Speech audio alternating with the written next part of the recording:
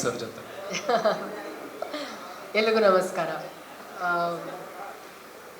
ತುಂಬ ಖುಷಿ ಆಗುತ್ತೆ 8 ವರ್ಷ ನಂತರ ನನ್ನ ಒಳ್ಳೆ ಫ್ರೆಂಡ್ ಜೊತೆಗೆ ಸಿನಿಮಾ ಮಾಡ್ತಿರೋದು. ಆ್ಯಂಡ್ ಭರ್ಜರಿ ಇಲ್ಲೇ ಮುಹೂರ್ತ ನಡೆದಿದ್ದು ಸಿನಿಮಾ. ಸೊ ಈ ಸಿನಿಮಾ ಕ್ರಿಮಿನಲ್ ಕೂಡ ಇಲ್ಲೇ ಮುಹೂರ್ತ ನಡೀತಿದೆ. ತುಂಬ ಖುಷಿ ಇದೆ. ಈ ಒಂದು ಹೊಸ ತಂಡದ ಜೊತೆಗೆ ನಾನು ಅಸೋಸಿಯೇಟ್ ಆಗ್ತಿರೋದು. ಇಲ್ಲಿ ಧ್ರುವ ಜೊತೆ ಕೆಲಸ ಮಾಡಿದ್ದೀನಿ, ವೈದ್ಯ ಸರ್ ಜೊತೆ ಕೆಲಸ ಮಾಡಿದ್ದೀನಿ, ಮುರಳಿ ಮಾಸ್ಟರ್ ಜೊತೆ ಕೆಲಸ ಮಾಡಿದ್ದೀನಿ, ಸಂದತ್ ಜೊತೆ ಕೆಲಸ ಮಾಡಿದ್ದೀನಿ. So for the first time ನನ್ನ ಮತ್ತು ಗೋಲ್ಡ್ ಮೈನ್ಸ್ ಕಂಪ್ನಿ ಜೊತೆ ಅಸೋಸಿಯೇಷನ್ ಆಗ್ತಿರೋದು ಈ ಒಂದು ಸಿನಿಮಾಗೆ. ಸೊ ಅವ್ರಿಗೆ ಥ್ಯಾಂಕ್ಸ್ ಹೇಳೋಕ್ಕೆ ಇಷ್ಟಪಡ್ತೀನಿ. ಅವರ ಮೊದಲನೇ ಚಿತ್ರ ಇದು Criminal. And heartly welcoming you sir. I am welcoming you, heartly welcome to our industry. Full fledged ಆಗಿ ಅವರು ನಮ್ಮ ಸಿನಿಮಾ ಮೊದಲನೇ ಬಾರಿ ಪ್ರೊಡ್ಯೂಸ್ ಮಾಡ್ತಿದ್ದಾರೆ. ಹಾಗೆ ಆ್ಯಕ್ಚುಲಿ ತಾರಮ್ಮ ಜೊತೆಗೂ ನಾನು ಸಿನಿಮಾ ಮಾಡಿದ್ದೀನಿ. ನನ್ನ 3ನೇ ಚಿತ್ರ ಅಮ್ಮ ಜೊತೆಗೆ ಸಿನಿಮಾ ಮಾಡ್ತಿರೋದು. ಆ್ಯಂಡ್ ರಾಜ್ಗುರು ಅವರು ನಮ್ಮ ಡೈರೆಕ್ಟರ್ ಸರ್. ಸಿನಿಮಾ ಕತೆ ನನಗೆ ಇನ್ಫ್ಯಾಕ್ಟ್ ಇದನ್ನು ಹೇಳಲೇಬೇಕು, I should mention this. First ನನಗೆ ಕಾಲ್ ಬಂದಿದ್ದು ಧ್ರುವ ಇಂದ.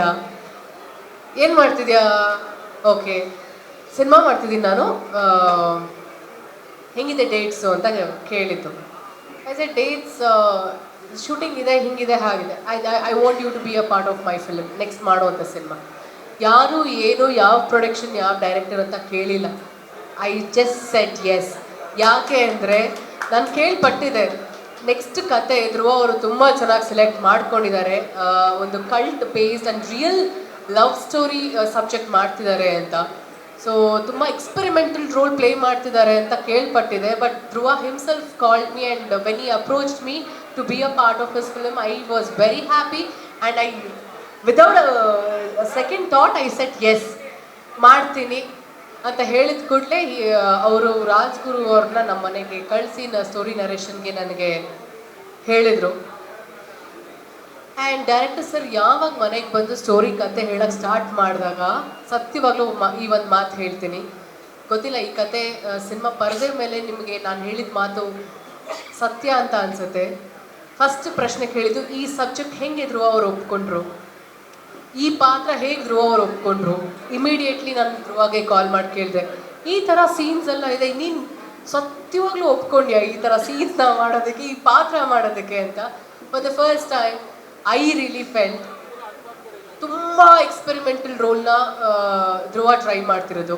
ಭಾಷೆ ಆಗಿರ್ಬೋದು, ಆಮೇಲೆ ಪಾತ್ರ ಆಗಿರ್ಬೋದು, ಪಾತ್ರದಲ್ಲಿ ಇರೋವಂಥ ಒಂದು ಧೈರ್ಯ, ಆಮೇಲೆ ಆ ಒಂದು ಗತ್ತು, ಆಮೇಲೆ ಆ ಪಾತ್ರಕ್ಕೆ ಬೇಕಾದಂಥ ಒಂದಷ್ಟು ಅಭಿನಯ ಏನಿದೆ ಅಲ್ವಾ ಈ ಸಿನಿಮಾ. ನನ್ನ ಅಂದರೆ ಒಬ್ಬ ಫ್ರೆಂಡ್ ಬಗ್ಗೆ ಹೇಳಕ್ಕೆ ಇಷ್ಟಪಡ್ತೀನಿ. ಇದು ಅವನ 7ನೇ ಚಿತ್ರ. This 7th film criminal is going to be the best film in his career ಅಂತ ಹೇಳಕ್ಕೆ ಇಷ್ಟಪಡ್ತೀನಿ. ನಾನು ಕತೆ ಕೇಳೋದ್ರಲ್ಲಿ ಇದೇ ಅನಿಸಿದ್ದು ನನಗೆ. ಅದೇನೋ ಗೊತ್ತಿಲ್ಲ, ಎಲ್ಲ ಪಾತ್ರ ಎಲ್ಲ ಸಿನಿಮಾ ನಾವು ನೋಡಿದ್ದೀವಿ, ಬಟ್ ಈ ಪಾತ್ರ ಇಸ್ ವೆರಿ ಸ್ಪೆಷಲ್. ನನಗೆ ಗೊತ್ತಿಲ್ಲ, ಅವನ ಇಡೀ ಕರಿಯರಲ್ಲಿ ನನಗೆ ಇದು ತುಂಬ ಸ್ಪೆಷಲ್ ಅಂತ ಅನಿಸಿರುವಂಥ ಪಾತ್ರ ಶಿವ. ಈ ಸಿನಿಮಾ ಟೈಟಲ್ ಬಗ್ಗೆ ಅದೆಷ್ಟು ಕಿತ್ತಾಡಿದ್ದೀವಿ, ತಲೆ ಕೆಡಿಸ್ಕೊಂಡಿದ್ದೀವಿ. So finally we came up with the title called criminal ಅಂತ. ಸಿನಿಮಾ ಕ್ರಿಮಿನಲ್ ಯಾರು ಆಗ್ತಾರೆ, ಯಾರು ಇರ್ತಾರೆ ಅಂತ ಸಿನಿಮಾ ಬಂದಾಗ ಗೊತ್ತಾಗುತ್ತೆ. ಜೊತೆಗೆ ಪಾರ್ವತಿ ಅನ್ನೋ ಪಾತ್ರ ನನಗೆ ತುಂಬಾ ಇಷ್ಟ ಆಗಿರುವಂಥ ಪಾತ್ರ. ಶಿವ ಎಷ್ಟು ಒಂದು ಗಾಂಭೀರ್ಯವಾಗಿ ಫಿರೋಷಿಯಸ್ ಆಗಿ ತುಂಬ ಲವಬಲ್ ಆಗಿರ್ತಾನೋ, ಪಾರ್ವತಿ ಕೂಡ ಅಷ್ಟೇ ಸಟಲ್, ವೆರಿ ಲವಬಲ್, ಅವಳು ಅಷ್ಟೇ ಫಿರೋಷಿಯಸ್ ಆಗಿರ್ತಾಳೆ. ನನಗೆ ಧ್ರುವಾಗೆ ಇಟ್ ಇಸ್ ಈಕ್ವಲ್ ಸ್ಪೇಸ್ ಅಂತ ಹೇಳ್ಬೋದು ಸಿನಿಮಾದಲ್ಲಿ. ಈಗ ಬರುವಂಥ ಸಿನಿಮಾಗಳು ಹೀರೋಯಿನ್ಸ್ಗಳಿಗೆ 1-2-3 ಹಾಡು, ಒಂದಷ್ಟು 10-12 ಸೀನ್ಸ್ ಸಿಗೋದೇ ಒಂದು ಕಷ್ಟ. ಅಂಥದ್ರಲ್ಲಿ ಫುಲ್ ಫ್ಲೆಡ್ಜ್ ಆಗಿ ಸಿಗೋವಂಥ ಪಾತ್ರ ಇದು ನನಗೆ Parvathi. Thank you so much director sir. ತುಂಬ ಅದ್ಭುತವಾಗಿ ಸಿನಿಮಾ ಕತೆಗಳನ್ನ ಬರೆದಿಟ್ಕೊಂಡಿದ್ದಾರೆ, ಹಾಗೆ ಪಾತ್ರಗಳನ್ನ ತುಂಬ ಅದ್ಭುತವಾಗಿ ಬರೆದಿದ್ದಾರೆ ಅವರು. ಆ್ಯಂಡ್ ವೈದ್ಯ ಸರ್ ಜೊತೆ ಕೆಲಸ ಮಾಡಿರೋದ್ರಿಂದ ಅವ್ರು ಅದನ್ನು ಎಷ್ಟು ಚೆನ್ನಾಗಿ ಪಿಕ್ಚರೈಸ್ ಮಾಡ್ತಾರೆ ಅನ್ನೋದು ಡೌಟೇ ಇಲ್ಲ. And Chandan composition, I am eagerly waiting ಯಾವ ಥರ ಕಂಪೋಸ್ ಮಾಡ್ತಾರೆ ಅಂತ.